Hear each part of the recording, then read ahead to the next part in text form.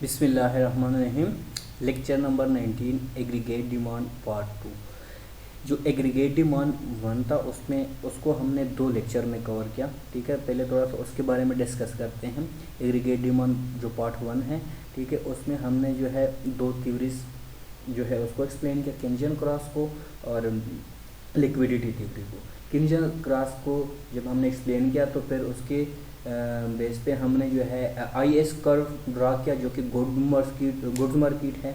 और जब liquidity theory को एक्सप्लेन करने के बाद हमने जो है LM कर्व को ड्रा किया जो कि एक्सप्लेनेशन है अपने मनी मार्केट का। अब हम एग्रीगेट डिमांड पार्ट 2 की बात करते हैं। इसमें जो हमारे पास लेक्चर कंटेंट है इसके जो इस लेक्चर में हम कवर करेंगे वो है हमारे पास how policies and shocks affect income and the interest rate. ठीक है, in the short term when prices are fixed, जब हमारे पास प्राइसेस फिक्स्ड होती है, कांस्टेंट होती है, ठीक है, तो फिर जो है पॉलिसीज और शॉक जो है वो कैसे अफेक्ट करती है इनकम और इंटरेस्ट रेट पे। और दूसरा जो है हमारे पास आज का जो लेक्चर कंटेंट है drive the aggregate demand curve. ठीक है, फिर उसके थ्रू हमने एग्रीगेट डिमांड कर्व को भी ड्रा करना है। और फिर उसके अलावा जो है जो ग्रेट डिप्रेशन है जो 1929 को US में हुआ था उसके बारे में एक्सप्लेन करना है। अब यहाँ पे पहले जो है हम गुड्स मार्केट की बात करते हैं। ठीक है, कि IS शॉक जो है हमें पता है IS शॉक जो इन्वेस्टमेंट सेविंग शॉक जो है, ठीक है, ये गुड्स मार्केट की बात हो रही है यहाँ पे। तो गुड्स मार्केट्स में जो है IS शॉक्स में जो है ये इसकी जो है क्या इफ़ेक्ट होते हैं जब exogenous changes in the demand for goods and services. जब demand for goods and services जो है इसकी वजह से क्या चेंजिंग आती है, क्या शॉक्स होते हैं अपने गुड्स मार्केट में IS इन्वेस्टमेंट सेविंग शॉक्स में। तो इसकी एग्जांपल यहाँ पे है हमारे पास। एग्जांपल जो है जो गुड्स मार्केट की एग्जांपल है IS शॉक्स की वो ये है स्टॉक मार्केट बूम और क्रैश। जब स्टॉक मार्केट में जो है इंक्रीज़ आ जाए, हाई लेवल पे पहुंच जाए या क्रैश कर जाए, ठीक है, तो उसकी वजह से हाउस होल्ड वेल्थ में भी क्या हो जाती है, उसमें चेंजिंग आ जाती है। ठीक है, अगर स्टॉक मार्केट बूम पे पहुंच जाए, ठीक है, तो उसकी वजह से हाउस होल्ड वेल्थ पे भी इफेक्ट होता है। जब हाउस होल्ड वेल्थ पे इफेक्ट होगा तो मतलब है कंजम्पशन में जो है चेंजिंग आई। जब कंजम्पशन में चेंजिंग आ जाती है तो इसका मतलब है गुड्स मार्केट में चेंजिंग आ गई, क्योंकि जो कंजम्पशन है, consumption is one of the variable of goods market. The second one is change in business और कंज्यूमर कॉन्फिडेंस और एक्सपेक्टेशन। यहाँ पे बात होती है कंज्यूमर कॉन्फिडेंस और एक्सपेक्टेशन की बात होती है। ठीक है, कि जब कंज्यूमर की जो है बिजनेस में तो कंज्यूमर की कॉन्फिडेंस और एक्सपेक्टेशन चेंज हो सकती है। कैसे चेंज होती है, ठीक है, जब देखें वो इसकी वजह से जो इन्वेस्टमेंट में चेंजिंग आ जाती है या फिर कंजम्पशन में चेंज आ जाती है, जो कि ये दोनों भी वेरिएबल हैं गुड्स मार्केट में। जब इन दोनों में चेंजिंग आ जाती है तो इसकी वजह से जो IS शॉक्स जो है वो उसमें भी चेंजिंग आ जाती है IS में। अब हम बात करते हैं shocks in the IS LM model में। हम LM शॉक की बात करते हैं, ठीक है, मनी मार्केट की बात करते हैं इसमें, क्योंकि यहाँ पे देखें इन द डिमांड फॉर मनी। जब डिमांड फॉर मनी की बात होती है तो हमें पता है कि demand for money is the variable of money market. ठीक है, देखें इसमें कैसे चेंजिंग आ जाती है। Example a wave of credit card fraud. ठीक है, क्रेडिट कार्ड की जो है एग्जांपल है इंक्रीज डिमांड फॉर मनी। जैसे कि आपको पता है कि क्रेडिट कार्ड जो है इसकी वजह से डिमांड फॉर मनी जो है इसमें इंक्रीज़ आ जाती है। जब इसमें इंक्रीज़ होगा, डिमांड फॉर मनी में इंक्रीज़ होगा तो ज़ाहिरी बात है आपका LM शॉक्स होगा। ठीक है, अब दूसरी बात इसकी दूसरी एग्जांपल क्या है, more ATMs are the internet reduces money demand. जब ATMs ज़्यादा होंगे, हर जगह पे ATMs की फैसिलिटी है या इंटरनेट की सहूलत मौजूद है, तो इसकी वजह से क्या हो जाता है, मनी डिमांड डिक्रीज़ हो जाती है। ठीक है, जब मनी डिमांड डिक्रीज़ हो जाएंगे तो LM शॉक्स जो है वो भी उस पर इफ़ेक्ट होगा। या देखिए जब इंक्रीज़ होगी, आपको पता है जब डिमांड इंक्रीज़ होगा तो फिर LM जो है डिमांड फॉर मनी इंक्रीज होगा तो आपका LM जो है वो कर्व जो है राइटवर्ड शिफ्ट हो जाएगा। इसी तरह अगर डिमांड जो है मनी डिमांड रिड्यूस हो जाता है तो फिर LM जो है उसका कर्व जो है लेफ्टवर्ड शिफ्ट हो जाता है। अब एक केस स्टडी के बारे में बात करते हैं, the US economic slowdown of 2001। कि 2001 में क्या हुआ था। यहाँ पे देखिए आपके पास है what's happen in 2001। Real GDP growth rate जो है 1994 से लेकर 2000 तक जो एवरेज एनुअल ग्रोथ रेट था वो 3.9%। ठीक है, अब 2001 में क्या हुआ, 2001 में जो ग्रोथ रेट है वो 1.2% हो गया। ठीक है, डिक्रीज हो गया, 3.9 से डाउन होकर 1.2% पे आ गया। अब दूसरी जो है, दूसरे क्या हुआ था, अनएम्प्लॉयमेंट रेट को क्या हुआ था, 2001 दिसंबर 2001 में जो अनएम्प्लॉयमेंट रेट है वो 4% है। ठीक है, और दिसंबर 2001 में अनएम्प्लॉयमेंट रेट भी इंक्रीज हो गया 5.8%। अगर यहाँ पे देखें हमारे पास 2000 में देखें एवरेज ग्रोथ रेट को भी देखें और अनएम्प्लॉयमेंट को भी देखें और फिर 2001 को भी देखें कि कितना डिक्रीज हुआ है। अब यहाँ पे जो है शॉक्स था contributed to the slowdown. ठीक है, कौन कौन से शॉक्स थे इसमें, ठीक है, इसकी वजह से कौन कौन से शॉक्स हुए, सबसे पहले देखें हमारे पास क्या है, falling stock prices. Stock prices गिर गई 2001 में, फ्रॉम अगस्त 2000 टू अगस्त 2001 जो है कितनी गिर गई, -25% जो है स्टॉक प्राइसेस गिर गई हैं 2001 में। वीक आफ्टर 9/11, फिर 9/11 में क्या हुआ, जो है 12% और गिर गई हैं। ठीक है, 2001 से 9/11 पे फिर 12% गिर गए। तो फिर क्या हुआ, द टेररिस्ट अटैक ऑन 9/11 जो टेररिस्ट अटैक हुआ, इंक्रीज्ड अनसर्टिनिटी। सेकंड जो शॉक्स है, ठीक है, टेररिस्ट अटैक में उसमें अनसर्टिनिटी जो है वो इंक्रीज हो गई। ठीक है, जिसकी वजह से fall in consumer and business confidence, जिसकी वजह से जो कंज्यूमर है और बिजनेस कॉन्फिडेंस है वो रिड्यूस हुआ, वो कम हुआ। ठीक है, जिसकी वजह से देखें यहाँ पे जब स्टॉक प्राइसेस कम होगी, ठीक है, गिर गई हैं, तो इसकी वजह से IS कर्व में क्या शिफ्ट होगा, IS कर्व जो है वो लेफ्टवर्ड शिफ्ट हो जाएगा आपका। ठीक है, और दूसरी भी टेररिस्ट अटैक्स की वजह से जब कंज्यूमर कॉन्फिडेंस जो है वो लो हो गया, ठीक है, रिड्यूस हो गया, तो उसकी वजह से भी आपका जो IS कर्व है वो लेफ्टवर्ड शिफ्ट हो जाएगा। ठीक है, यहाँ पे बात हुई है both stock reduce spending and shifted the IS curve left. ठीक है, क्योंकि कंज्यूमर का जो कॉन्फिडेंस है, बिजनेस कॉन्फिडेंस है, वो रिड्यूस हुआ, तो उसकी वजह से स्पेंडिंग भी कम हुई है। ठीक है, जब स्पेंडिंग कम हुई तो आपका जो IS कर्व है वो लेफ्टवर्ड शिफ्ट हो जाएगा। द पॉलिसी रिस्पांस, ठीक है, उसके बाद जो यूएस जो गवर्नमेंट थी उसके पॉलिसी, कैसी पॉलिसी उन्होंने अडॉप्ट की। ठीक है, देखिए फिस्कल पॉलिसी, फिस्कल पॉलिसी में उन्होंने क्या चेंजिंग किया। ठीक है, large long term tax cut, tax increase किया, बहुत ज़्यादा टैक्स कटने लगे। ठीक है, इमीडिएटली $300 रिबेट चेक्स, कितना 300 रिबेट चेक्स दिए, मतलब इतना जो है टैक्स कट हो गया। फिर स्पेंडिंग इंक्रीजेज, उसके बाद स्पेंडिंग इंक्रीज कर दी है। ठीक है, कहाँ पे, aid to New York city and the airline industry war on terrorist, उन पे जो है उन्होंने अपनी स्पेंडिंग को इंक्रीज कर दिया।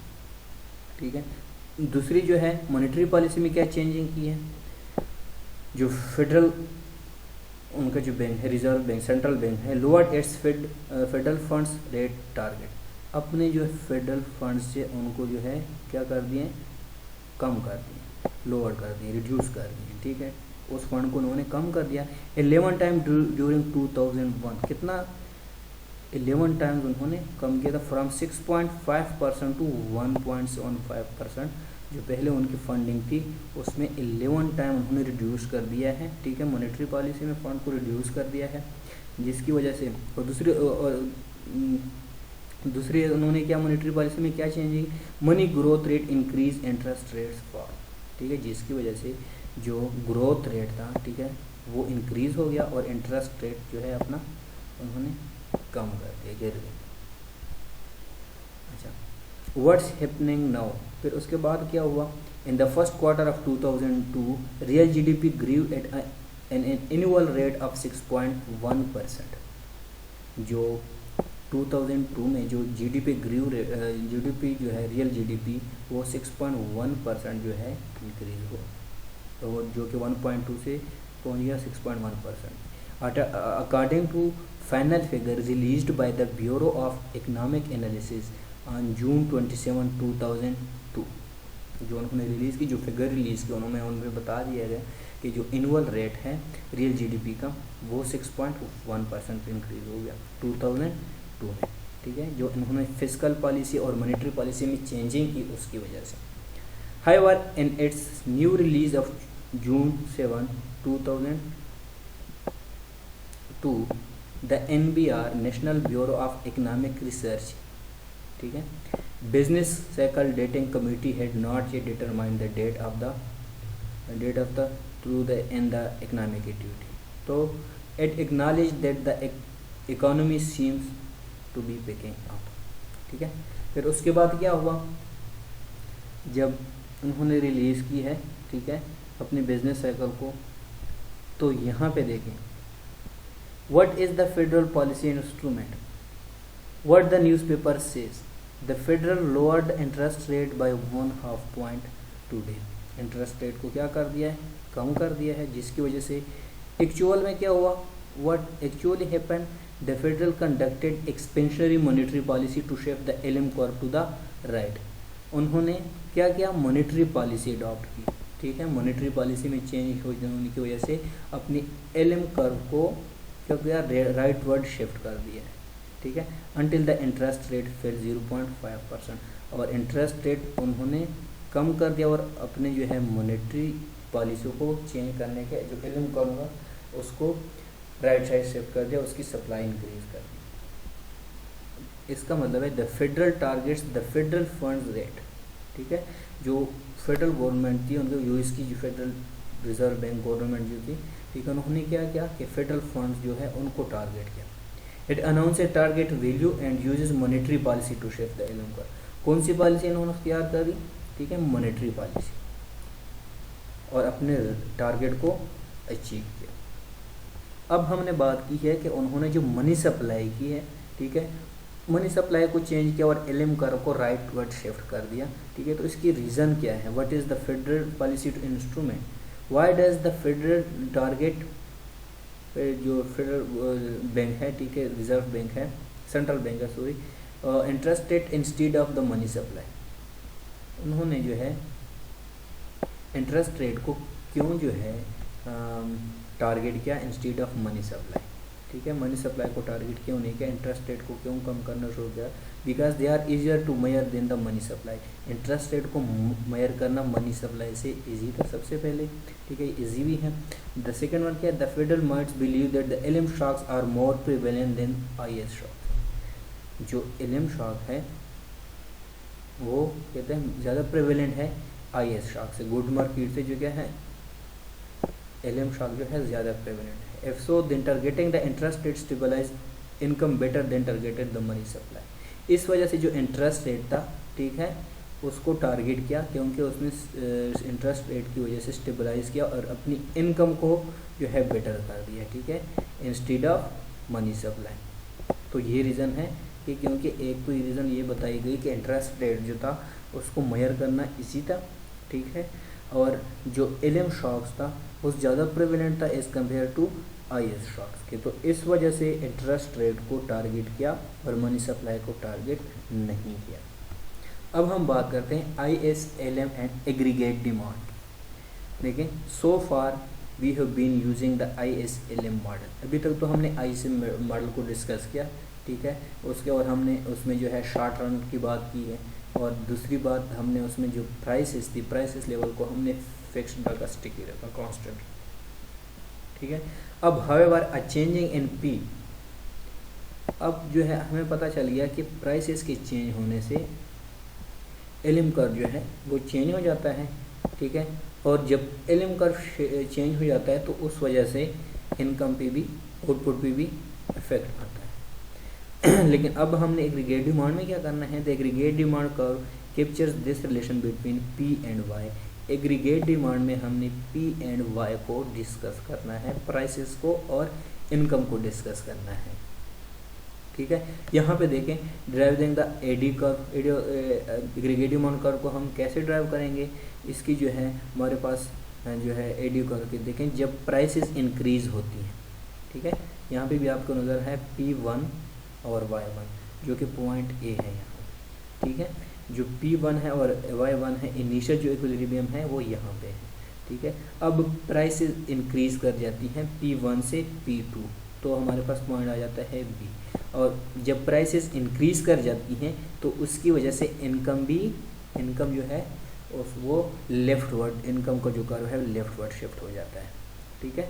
देखिए यहाँ पे LM शिफ्ट लेफ्ट, ठीक है, क्योंकि प्राइसेस की इंक्रीज होने से, ठीक है, इनकम जो है वो कम हो जाती है, ठीक है। और उसकी वजह से जब LM शिफ्ट हो जाता है लेफ़्ट साइड पे, तो उसकी वजह से देखिए उसके कोरिस्पॉन्डिंग अगर देखें हमारे पास B पॉइंट ये है, तो इंटरेस्ट रेट क्या है, इंक्रीज़ हो जाता है। किस पे जाता है, LM पहले P1 था, ठीक है, ये P1 का है, इसका कोरिस्पॉन्डिंग देखिए हमारे पास पॉइंट A है, और ये जो है LM P1 है, ठीक है, जो कि डिमांड फॉर मनी है, मनी मार्केट की बात हो रही है। जब प्राइसेस इंक्रीज हो जाती हैं, जो हमारे पास न्यू पॉइंट आ जाता है, जो पॉइंट B है वो ये है, तो यहाँ पे जो इंटरेस्ट रेट है वो इंक्रीज हुआ है।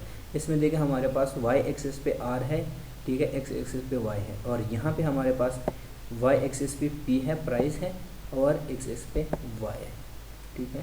तो देखिए इसके कोरिस्पॉन्डिंग जो हमारे पास R के इंक्रीज होने से हमारे पास क्या हो जाता है, हमारे पास Y में कमी हो जाती है, और हमारे पास ये पॉइंट आ जाता है जो AD कर्व है। अगर इस दोनों पॉइंट को मिलाएंगे तो हमारे पास एग्रीगेट डिमांड कर्व ये बनता है, ठीक है। इसका मतलब ये हुआ कि प्राइस के इंक्रीज होने से, ठीक है, इंटरेस्ट रेट की इंक्रीज होने से या प्राइस की इंक्रीज होने से क्या हो जाता है, इन्वेस्टमेंट में कमी हो आती है, ठीक है। जब इन्वेस्टमेंट में कमी होगी तो इसका मतलब है आउटपुट में भी कमी आती है, ठीक है। तो आपका जो है LM कर्व यहाँ पे शिफ्ट हो गया, देखें यहाँ पे लेफ्टवर्ड शिफ्ट हो गया, इंटरेस्ट रेट इंक्रीज हो गया, और आपका जो है इनकम है वो डिक्रीज हो। अब अगर हम बात करें मॉनेटरी पॉलिसी, पहले हमने बात की है यहाँ पे AD के एग्रीगेट डिमांड कर्व किया, और हमने डिस्कस किया है प्राइसेस और इनकम को। यहाँ पे मॉनेटरी पॉलिसी के अगर बात करें, ठीक है, तो AD कर्व जो है उस पर क्या इफेक्ट पड़ता है। अब देखिए अगर एग्रीगेट डिमांड इंक्रीज़ करना चाहे जो सेंट्रल बैंक है, तो फिर क्या होगा, मनी सप्लाई को अगर वो इंक्रीज़ करेंगे, अगर मनी सप्लाई इंक्रीज़ होगा तो इसका मतलब है LM जो है इसका कर्व राइटवर्ड शिफ्ट हो जाएगा, ठीक है। ये देखें हमारे पास इंटरेस्ट रेट है, उसी तरह Y एक्सिस पे हमारे पास इंटरेस्ट रेट है, और X एक्सिस पे हमारे पास क्या है, इनकम है, जो कि हमारे पास इनिशियल पॉइंट है वो ये है, A है, ठीक है, जो कि इनिशियल इक्विलिब्रियम है। अब जब इंटरेस्ट रेट डिक्रीज़ है, ठीक है, क्यों, मनी के इंक्रीज़ होने से उसका जो पॉइंट 1 है LM का वो ये है हमारे पास M1 और P1, ठीक है। अब अगर इंटरेस्ट रेट डिक्रीज़ हो जाता है, देखें, तो उसकी वजह से जो न्यू कर्व बनता है वो इंटरसेक्शन होता है पॉइंट, वो ये B है, ठीक है। अब जब B है तो इसकी वजह से हमारे पास जो है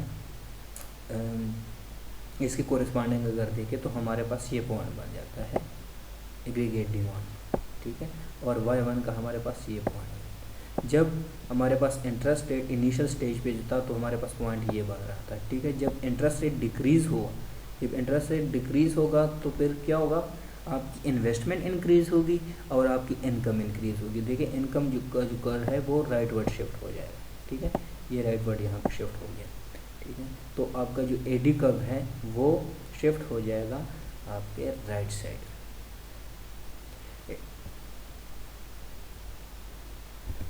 इस स्लाइड में हमने जो है कोशिश करते हैं कि फिस्कल पॉलिसी के चेंज होने से AD कर्व पे क्या इफेक्ट होता है, एग्रीगेट डिमांड कर्व पे क्या इफेक्ट होगा। तो यहाँ पे देखिए हमारे पास जो है expansionary fiscal policy. Expansionary fiscal policy means that when there is increase in government purchases or decrease in taxes. जब गवर्नमेंट परचेजेज इंक्रीज़ हो या टैक्सेस डिक्रीज़ हो जाएं तो उसकी वजह से एग्रीगेट डिमांड जो है वो इंक्रीज़ हो जाता है, ठीक है। जैसे हमारे पास जो है यहाँ पे डायग्राम में देख रहे हैं आप, ठीक है। इसी तरह जो हमारे पास Y एक्सिस पे है इंटरेस्ट रेट है, और X एक्सिस पे हमने इनकम को लिया हुआ है, ठीक है। तो इसका जो इनिशियल लाइन है IS1 है, और LM का जो है वो ये है, ठीक है, और जो हमारे पास इनकम है वो Y1 है। इसी तरह अगर यहाँ पे देखिए प्राइसेस है हमारे पास और इनकम है, ठीक है। अब यहाँ पे प्राइसेस अगर हम हमारे पास चेंज नहीं होती, फिक्स्ड है, ठीक है, और इसका जो हमारे पास पॉइंट है वो ये है, ठीक है, और ऊपर ग्राफ में पॉइंट ये है। अब बात करते हैं, ठीक है, अगर टैक्सेस रिड्यूस हो जाती हैं, टैक्सेस में कमी आती है, तो फिर कंजम्पशन में क्या होगा, कंजम्पशन इंक्रीज़ हो जाएगी। जब कंजम्पशन इंक्रीज़ हो जाएगी तो फिर आपका जो है IS जो है आपका इनकम भी इंक्रीज़ हो जाएगा और आपका IS कर्व जो है वो राइटवर्ड शिफ्ट हो जाएगा, यहाँ पे आ जाएगा, ठीक है। जब आपकी कंजम्पशन इंक्रीज़ हो जाती है, ठीक है, आपकी तो IS जो है शिफ्ट होता है राइट साइड पे, और जो आपका इंक्रीज़ इन वाई जिसकी वजह से आपका जो है इनकम जो है आउटपुट है वो भी इंक्रीज़ हो जाएगा, इस लेवल पे आ जाएगा, और आपकी जो प्राइस है वो फिक्स्ड रहेगी, ठीक है। और इस पॉइंट पे जो आपका एग्रीगेट डिमांड कर्व बनता है वो ये है। इसका मतलब ये हुआ कि आपकी जब एक्सपेंशनरी फिस्कल पॉलिसी हो, when there is change expansionary fiscal policy, when government purchases increase और reduce taxes, it will affect a aggregate demand, ठीक है। तो आपका एग्रीगेट डिमांड जो है और राइटवर्ड शिफ्ट हो जाएगा। अब देखें हम जो रिकॉल फ्रॉम चैप्टर 9, ठीक है, अभी तक जो हमने डिस्कस किया ISLM मॉडल को, या एग्रीगेट डिमांड या एग्रीगेट सप्लाई को, ठीक है, short run and long run में, उसमें हमने ये बात की है कि जब आपकी जो है गुड्स मार्केट में कोई चेंजिंग आ जाती है, हमने शॉक्स को भी डिस्कस किया। अब जो है हम देखते हैं इस समरी में, देखते हैं the force that move the economy from the short run to the long run is the gradual adjustment of prices. Aggregate demand में हम क्या इसी बात करते हैं, हम प्राइस। अब हमने पहले जो बात है उसमें हमारे पास ISLM मॉडल में हमने प्राइसेस को फिक्स्ड रखा हुआ था, ठीक है, लेकिन यहाँ पे हम बात करते हैं, ठीक है, कि अगर हमारे पास इनकम है, ठीक है, इस ग्राफ में इसकी समरी जो हम चैप्टर 9 में हम ऑलरेडी पढ़ चुके हैं, इसके समरी यहाँ पे देखते हैं, दोबारा डिस्कस करते हैं। इन the short run equilibrium F, यहाँ पे शॉर्ट रन है और यहाँ पे क्या है, लॉन्ग रन है। Then over time the prices level will जो है, इसकी वजह से प्राइसेस पे क्या इफेक्ट होता है लॉन्ग टर्म इक्विलिब्रियम में, ठीक है। देखिए जब एक्चुअल आउटपुट जो है, एक्चुअल इनकम जो है वो ग्रेटर देन हो इक्विलिब्रियम इनकम से, ठीक है, तो फिर क्या होता है, जब आपकी एक्चुअल इनकम ग्रेटर देन है इक्विलिब्रियम से, तो प्राइसेस क्या हो जाती है, इंक्रीज़ हो जाती है, ठीक है। जब प्राइसेस इंक्रीज़ हो जाती हैं तो डिमांड जो है, ठीक है, और गुड्स जो है वो क्या हो जाती हैं, वो कम हो जाती है। जब डिमांड्स कम होगी, ठीक है, तो आपकी जो है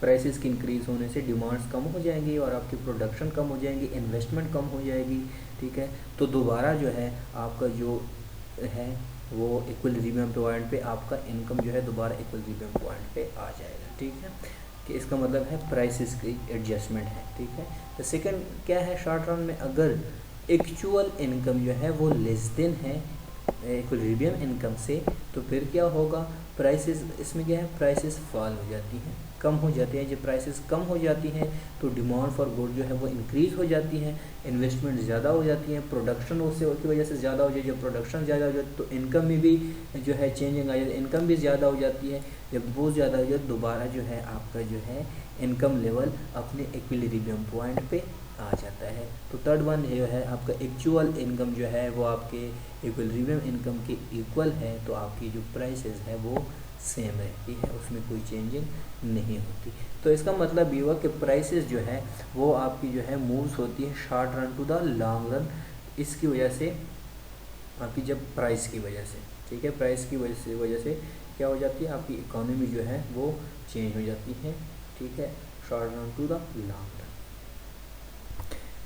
इस स्लाइड में हम एक्सप्लेन करने की कोशिश करते हैं कि the short run and long run effect of an IS शॉक, कि शॉर्ट रन और लॉन्ग रन में जो IS शॉक में क्या इफेक्ट होता है, ठीक है। सबसे पहले नेगेटिव IS, नेगेटिव IS का मतलब ये है कि जो शॉक है नेगेटिव IS शॉक्स का मतलब है कि IS जो है वो लेफ्टवर्ड शिफ्ट होता है और आपका जो है एग्रीगेट डिमांड भी लेफ्ट होता है, जिसकी वजह से आपका जो है Y जो है वो फॉल हो जाता है। कैसे, जैसे कि अगर हम डायग्राम 1 में देखें हमारे पास वाई एक्सिस पे है इंटरेस्ट रेट आर है जो कि, और एक्स एक्सिस पे है हमारे पास वाई, ठीक है, इनकम है, ठीक है। और डायग्राम 2 में हमारे पास प्राइस जो है वो वाई एक्सिस पे है और एक्स एक्सिस पे हमारे पास इनकम है, ठीक है।